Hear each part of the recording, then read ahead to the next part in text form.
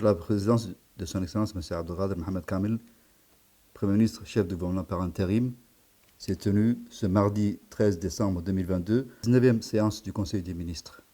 Ont été examinés et approuvés les textes suivants. Ministère des Infrastructures et de l'Équipement. Première question.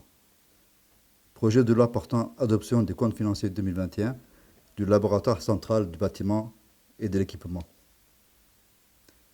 Les comptes financiers 2021 du LCBE sont arrêtés en produit à 310 millions francs Djibouti et en charge à 283 millions francs Djibouti, avec un résultat net excédentaire de 26 millions de francs Djibouti durant l'exercice 2021. Le laboratoire a réalisé les activités suivantes, à savoir la mise en place de nouveaux décrets incluant la nouvelle grille tarifaire, l'acquisition des équipements et du matériel manquant au laboratoire, la réhabilitation de locaux, le renforcement des partenariats avec les institutions relevant du domaine d'intervention du laboratoire et l'organisation d'ateliers avec les acteurs du domaine des travaux publics. Deuxième question.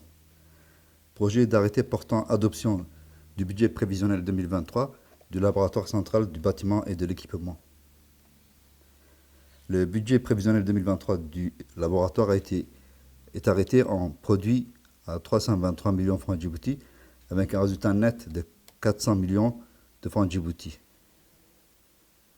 Les produits prévisionnels sont constitués des analyses du laboratoire, bâtiments et routes, des prestations de labellisation des matériaux importés et des études géotechniques du sol.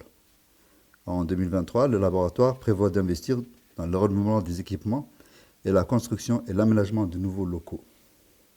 Troisième question. Projet d'arrêté portant approbation du budget prévisionnel 2023 de l'Agence nationale de la météorologie de Djibouti. Le budget prévisionnel pour l'exercice 2023 de l'agence est présenté en équilibre, en produit en charge à 246 millions de francs Djibouti.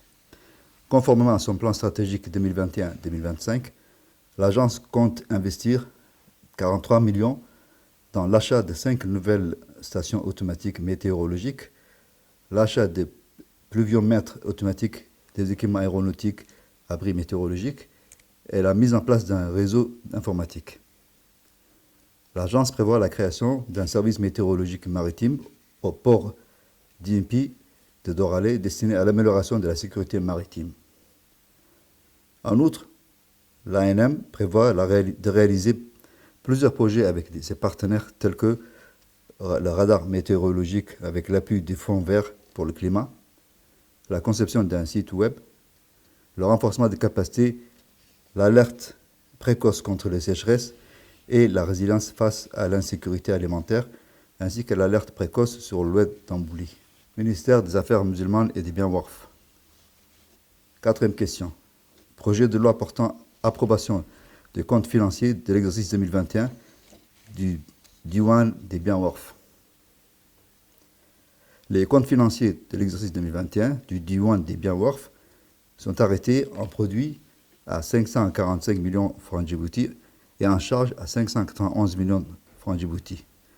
En 2021, le Diwan a réalisé l'inventaire des biens immobiliers, bâtiments, terrains et matériel roulant. Il a supervisé la finalisation de 2 centres commerciaux, Hamoudi et Rayan. En outre, le Diwan a procédé à l'entretien et à la réhabilitation de 9 mosquées dans la capitale et dans la région, ainsi que la rénovation de 7 logements appartenant au Waqf. Le Diwan a construit 14 nouveaux locaux commerciaux au profit des mosquées Hayat Islam et Shamsuddin. Les activités réalisées au cours de l'année 2021 concernent l'aménagement des cimetières et la tenue des statistiques des décès. Cinquième projet d'arrêté portant approbation du budget prévisionnel du Diwan des biens Waqf pour l'exercice 2023. Le budget prévisionnel de l'exercice 2023 du Diwan des biens Waqf est présenté en recettes à 550 millions et en dépenses à 519 millions, avec un résultat de 30 millions de francs Djibouti. Les recettes prévisionnelles sont constituées principalement des redevances cimetières et des produits des loyers. Ce budget intègre un investissement de 47,5 millions de francs destiné au financement des travaux de réorganisation du cimetière de PK20 et l'acquisition de matériel de transport, camions, camionnettes et camions-citernes, et l'achat de matériel informatique. Sixième question. Projet d'arrêté portant approbation du budget prévisionnel du Diwan al-Zakat pour l'exercice 2023. Le budget prévisionnel pour 2023 du Diwan al-Zakat est présenté en équilibre en produit en charge à 445 millions de francs Djibouti. Les recettes prévisionnelles sont constituées principalement de ressources de la Zakat et de ressources des parrainages. Le Diwan de la Zakat est un établissement public dont la mission est de lutter contre la pauvreté et l'exclusion sociale, la collecte, la gestion et la distribution de revenus aux zakat, aux ayants droit, ainsi que la gestion du programme de parrainage des orphelins. Durant l'année 2022, les produits de la Zakat de 2021 collectés ont été distribués à 1863 familles nécessiteuses et à des personnes âgées sans ressources et à des personnes à besoins spéciaux. Le programme de parrainage concerne à ce jour 1525 orphelins. Ce programme est financé par des bienfaiteurs nationaux et des institutions nationales. Ministère du Travail chargé de la formalisation et de la protection sociale. Septième question. Projet de loi portant approbation des comptes financiers de l'exercice 2020 de la Caisse nationale de la sécurité sociale. Les comptes financiers pour l'exercice 2020 de la CNSS sont arrêtés en produit à 32 milliards 600 millions de francs Djibouti et en charge à 28 milliards 400 millions de francs Djibouti avec un résultat comptable de 4 milliards 200 millions de francs Djibouti. Le résultat comptable de 2022 est en baisse de 13,6% par rapport à celui de 2019. Cette baisse est due à l'augmentation des dépenses de soins liées aux conséquences du Covid-19. De plus, la CNSS a été désignée comme support pour la logistique pour les actions concertées de lutte contre la pandémie, entraînant un accroissement des charges exceptionnelles. Les produits de la CNSS proviennent essentiellement des cotisations des deux régimes. Ces produits connaissent une augmentation de 17,5% par rapport à 2019.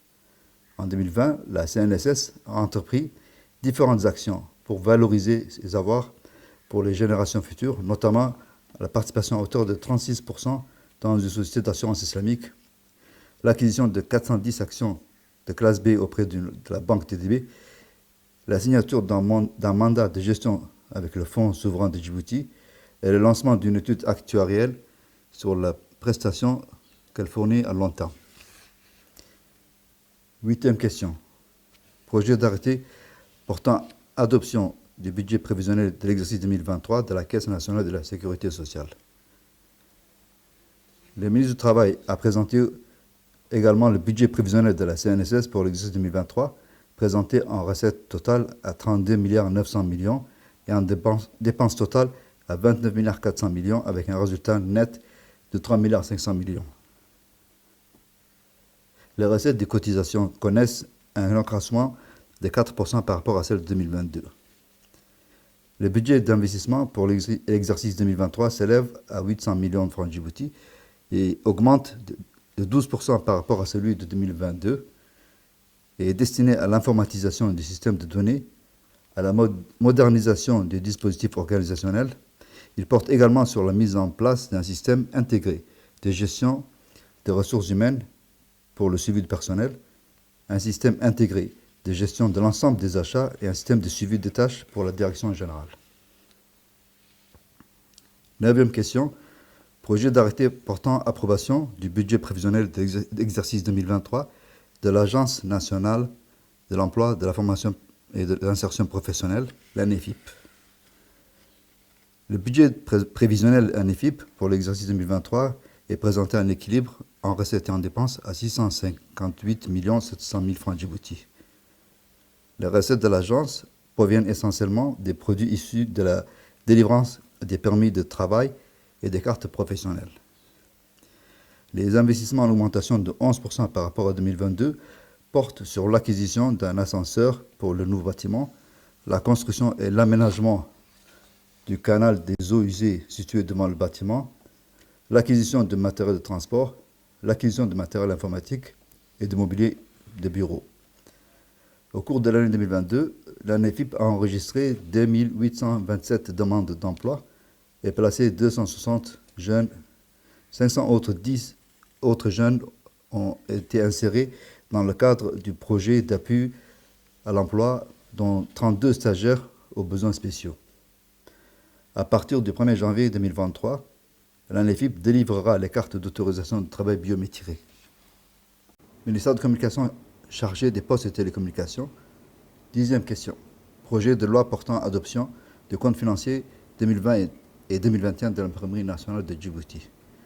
Les comptes financiers de l'exercice 2020 de l'Imprimerie nationale de Djibouti sont arrêtés en produit à 340 400 000 et en charge à 317 200 000, avec un résultat excédentaire de 23 190 000. En 2020, l'imprimerie a acquis de nouvelles machines à gros rendement pour améliorer sa capacité de production et a mis en place une agence commerciale pour reconquérir des parts de marché.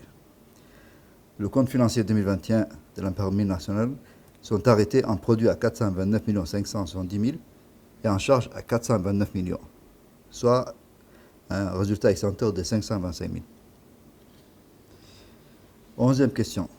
Projet de loi portant adoption des comptes financiers de la radiodiffusion-télévision de Djibouti pour l'exercice 2020 et 2021. Les comptes financiers de la RTD sont arrêtés au 31 décembre 2020 avec un résultat déficitaire de 324 658 000 et s'établissent en produit à 1 302 327 000 et en charge à 1 626 985 000. La RTD a notamment pour mission de sauvegarder l'identité culturelle du peuple djiboutien, de consolider la souveraineté nationale, l'unité et la solidarité, et de soutenir les actions de développement entreprises par le gouvernement. Les comptes financiers 2021 de la RTD se présentent en produit 1 308 millions et en charge 1 393 millions. 12e question, projet d'arrêté portant adoption du budget prévisionnel 2023 de l'Imprimerie nationale de Djibouti. Le budget prévisionnel de l'imprimerie pour l'exercice 2023 est présenté en équilibre entre recettes et dépenses à 517 700 000 francs Djibouti. Ce budget est identique à celui de l'exercice 2022. Le budget de l'imprimerie est préparé pour faire face au volume d'imprimés et des cartes électorales destinées aux prochaines élections législatives. Le budget d'investissement est de 40 millions et va prendre en charge les dépenses relatives à l'achat de matériel informatique et de logiciels, aux travaux de construction et d'agencement d'une salle de réunion, l'achat des mobiliers des bureaux, l'achat des matériels industriels, les matériels de transport. Et l'imprimerie va cette année produire près de 1 million de manuels scolaires.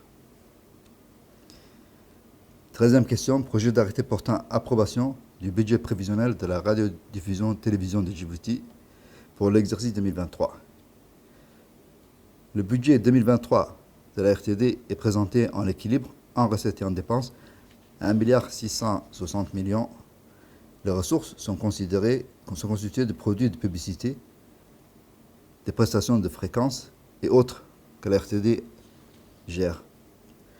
La RTD va mettre en œuvre plusieurs projets en 2023, notamment le développement des recettes commerciales, l'autonomisation de l'information à la radio, l'élaboration des manuels de procédure, le renforcement de la capacité de stockage numérique du centre archive de la RTD et le lancement de la seconde phase du renforcement des capacités du parc automobile.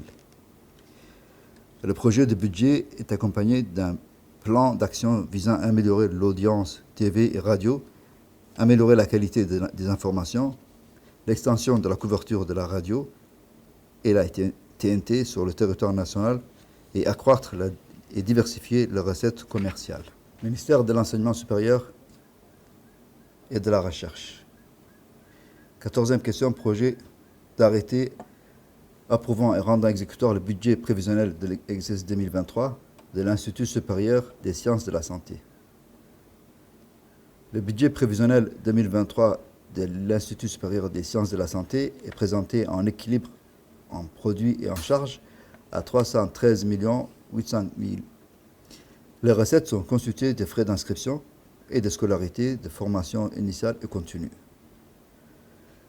Ce budget 2023 prévoit des investissements destinés à la réhabilitation de la toiture bloc A, l'acquisition de matériel de sonorisation pour l'amphithéâtre, l'acquisition de matériel vidéoconférence et l'acquisition de matériel de laboratoire et des réactifs. En 2023, 350 étudiants seront en formation à l'Institut dans les 14 filières différentes. 15e question, projet d'arrêté portant approbation du budget prévisionnel du Centre d'études et de recherche de Djibouti, le CERD, pour l'exercice 2023. Le ministre de l'Enseignement supérieur a présenté également le budget prévisionnel du CERD pour 2023, qui est présenté en équilibre entre produits et charges à 1 231 800 000. Les fonds dédiés à la recherche s'élèvant à 150 millions de francs Djibouti. En 2023, le CERD va poursuivre la réalisation des activités de recherche au sein des instituts et va mettre en œuvre de nouvelles orientations de la recherche, notamment la mise en place d'observatoires de recherche régional sur l'environnement et le changement climatique. Le centre prévoit un investissement destiné à l'acquisition des équipements informatiques et le renforcement des capacités et des équipements de cet office, de cet observatoire et des laboratoires, réseau de cette d'observation terrestre, marin, atmosphérique et des systèmes d'information environnementale. Ministère des Affaires sociales et des solidarités.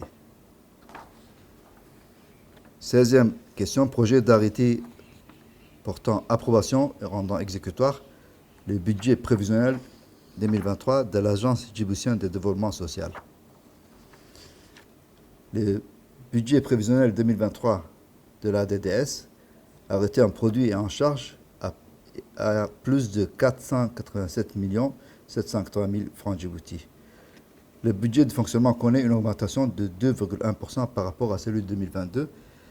En 2023, la DDS va investir plus de 3 700 millions de francs Djibouti à travers les 6 projets en exécution avec les bailleurs de fonds. Ministère de la Ville, de l'Urbanisme et de l'Habitat. 17e question. Projet d'arrêté portant approbation du budget prévisionnel 2023 de l'Agence de réhabilitation urbaine et de logement social à Roulos.